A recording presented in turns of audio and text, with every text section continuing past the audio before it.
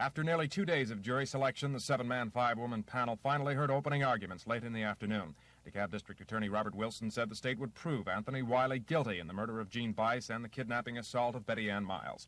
But defense attorney Paul Cobb cautioned the jurors to keep an open mind. He said he would show Anthony Wiley wasn't even in the park the day of the murder.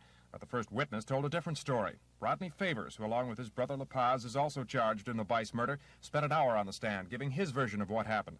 He testified that Wiley and La Paz Favors talked about robbing the women when they saw them in the park. After 2 other cars in the parking lot left, according to Rodney Favors, the other 2 men left the car. He said, quote, "I guess it was time to do what they had planned to do." Favors told the jury he then drove off, later returned to pick up his brother and Wiley. When asked to describe Wiley after he got back in the car, Favors replied he was smiling all the time. The witness went on to say that Wiley told him he stomped the woman. Favors said he didn't realize what had happened until later that afternoon when he heard a report of the murder on a TV newscast. Favors now faces cross-examination by defense attorney Paul Cobb, who indicated in opening arguments that he would question the credibility of the state's witnesses. Favors, who like the other men has received threats on his life, was nervous on the stand and avoided cameras as he was brought from the courthouse. Defendant Anthony Wiley remained calm throughout the day's proceedings. Yesterday's testimony by Rodney Favors placed his brother La Paz in the park with Anthony Wiley at the time Jean Bice was murdered.